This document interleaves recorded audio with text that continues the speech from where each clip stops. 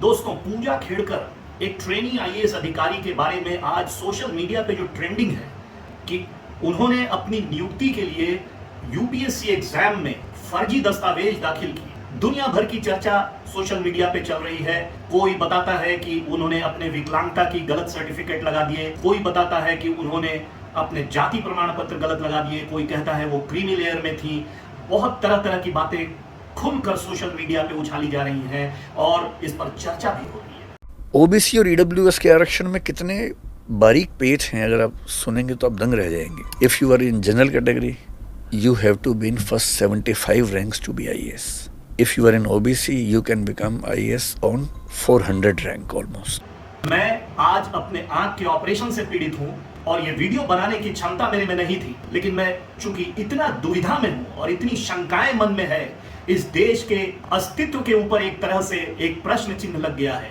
इस देश में जो परीक्षाएं होती हैं, जिसके माध्यम से अच्छे छात्रों का चयन किया जाता है, उनको मेडिकल में, आईआईटी में, आईएएस, आईपीएस, आईएफएस जैसे नौकरी में जिनकी नियुक्ति होती है, ऐसे एग्जामिनेशन जो यूपीएससी जैसी संस्थाएं करती हैं, ऐसे एग्जामिनेशंस जो देश व्यापी हैं, जो देश के स्तर पर चयन किया करती हैं, यदि उन संस्थाओं में इस तरह के घपले और फर्जी दस्तावेज की बात आएगी तो निश्चित तौर पर हमारा देश पिछड़ता जा रहा, ऐसा लग रहा। निश्चित तौर पर हमारा देश किसी दलदल में फंसता जा रहा, ऐसा लग रहा। 10 जुलाई को सुर्खी बनी कि नीट यूजी मामले पर भारत सरकार ने सुप्रीम कोर्ट में हलफनामा दिया और दावा किया कि परीक्षा में किसी बड़ी चूक या नकल का कोई सबूत नहीं मिला। लेकिन इसी केंद्र सरकार के तहत आने वाली सीबीआई ने अगले रोज, आज के रोज यानी 11 जुलाई को नीट यूजी मामले में ही पटना से राकेश रंजन को गिरफ्तार किया, जिसे पेपर लीक गिरोह का सरगना बताया जा रहा है। एजेंसी ने अदालत से 10 दिन की कस्टडी हासिल की और ये भी दावा किया कि पटना और कोलकाता में पड़े छापों में इंक्रिमिनेटिंग डॉक्यूमेंट्स बरामद हुए, यानी ऐसे दस्तावेज जिनसे आरोप की पुष्टि होती है। ये बताता है कि भारत में सरकारी नियुक्ति और प्रतियोगी परीक्षाओं का सिस्टम कितना पुख्ता बचा है। नीट छोड़िए, देश की सबसे प्रतिष्ठित परीक्षा को लीजिए, सीएसई यानी सिविल सर्विसेज एग्जामिनेशन, जिसे पास करके आप कलेक्टर बन सकते हैं। 2022 में एक लड़की ने यह परीक्षा पास की, 821वीं रैंक हासिल की। लड़की के पिता स्वयं राजपत्रित अधिकारी रहे थे। सामाजिक कार्यकर्ता कह रहे हैं लड़की 17 करोड़ की संपत्ति की मालकिन है, फिर भी उसने ओबीसी कैटेगरी की रैंक हासिल की, साथ में विकलांगता का सर्टिफिकेट भी लगाया, लेकिन मेडिकल परीक्षण के लिए नहीं पहुंची। उल्टा परीक्षा कराने वाले संघ लोक सेवा आयोग यानी यूपीएससी उससे उलझ गई और मामला पहुंचा सेंट्रल एडमिनिस्ट्रेटिव ट्राइब्यूनल यानी कैट। फरवरी 2023 में कैट ने हुक्म दिया कि एम्स में मेडिकल परीक्षण करवाएं, ताकि साबित हो सके कि विकलांगता का लाभ लिया जा सकता है या नहीं। लाख बुलावे पर नहीं पहुंची और जब पहुंची तो एमआरआई करवाने से इनकार कर दिया। एम्स के ड्यूटी अफसर ने फोन करके थक गए, पर कोई जवाब नहीं। लेकिन मेरे मन में एक अजीब सी बात है जो अभी तक शायद किसी ने सोशल मीडिया पे भी नहीं की और ना किसी अखबार या किसी टीवी चैनल पर इसके बारे में किसी भी तरह की चर्चा हुई। सवाल यह है कि यदि कोई छात्र यूपीएससी जाता है अपने दस्तावेज दाखिल करने के लिए, परीक्षा में अप्लाई करता है और जो उस परीक्षा के संदर्भ में जो दस्तावेज दिए जाते हैं छात्र द्वारा, उसका वेरिफिकेशन तो यूपीएससी करती है, तो 2020 में जो दस्तावेज जमा किए गए थे उनको कैसे यूपीएससी ने पास कर दिया, कैसे वेरीफाई कर दिया? सवाल इस बात का है कि यूपीएससी ने उसकी जांच पड़ताल क्यों नहीं की, उसका वेरिफिकेशन क्यों नहीं किया, और आज उसी दस्तावेज को जांच पड़ताल करके यूपीएससी जैसी संस्था बता रही है कि वो फर्जी है। पूजा खेड़कर पर एफआईआर किया जाता है। फिर लड़की एक निजी क्लिनिक पर जाती है एमआरआई करवाने के लिए और वही करके फिर वो अपना सर्टिफिकेट भेजती है। मजे की बात यह है कि जो यूपीएससी कैट में इन ऑफिसर से जूझ रहा था, उसने रहस्यमयी तरीके से निजी क्लिनिक की इस रिपोर्ट को बाद में स्वीकार कर लिया और वो बन गई ट्रेनी आईएएस, और वो भी अपने होम कार्डर में। और पुणे में उनकी ट्रेनिंग का शुरुआती दौर शुरू होता है, पोस्टिंग। ये खेल कभी बाहर ही नहीं आता अगर लड़की के कुछ शौक ना होते। लग्जरी गाड़ी, उस पर नीली बत्ती, चौड़ी नेम प्लेट वाले शौक, आरामदायक ऑफिस जिसमें वॉशरूम अटैच हो, सरकारी घर हो, एक लंबी लिस्ट है। वो भी तब जब एक सरकारी अधिकारी ने आजिज आकर शिकायत कर दी। वो भी एक आईएएस अफसर ही हैं जिन्होंने शिकायत की। सही है, अगर उसके दस्तावेज गलत थे तो पूजा खेड़कर पर भी एफआईआर होना चाहिए। लेकिन क्या जिन अधिकारियों ने, जिन यूपीएससी के कर्मचारियों ने इन दस्तावेजों को एक्सेप्ट किया और उसका बाद में ना कोई परीक्षण किया, ना जांच किया, ना वेरिफिकेशन किया और उसको परीक्षा में उत्तीर्ण भी होने दिया, उसकी नियुक्ति तक होने दी और उसकी पूरी की पूरी आईएएस की ट्रेनिंग भी समाप्त हो गई और फाइनली वो पुणे में अपॉइंटमेंट भी ले लेती है और इतने लंबे अरसे में भी यूपीएससी आज तक उसका वेरिफिकेशन नहीं कर पाई। कमाल की बात है। अब सरकार की तरफ से अगर हम बात करें, सरकार की तरफ एक उंगली बहुत तगड़ी उठती है और वो ये कि जिन लोगों का इसके अंदर साठ गांठ रहा, क्योंकि बिना साठ गांठ के आप किसी भी हालत में इन दस्तावेजों को एक्सेप्ट नहीं करते। और ईडब्ल्यूएस के आरक्षण में कितने बारीक पेच हैं, अगर आप सुनेंगे तो आप दंग रह जाएंगे। इस देश में ईडब्ल्यूएस का आरक्षण कोई भी ले सकता है, आप भी ले सकती हैं, मैं भी ले सकता हूँ।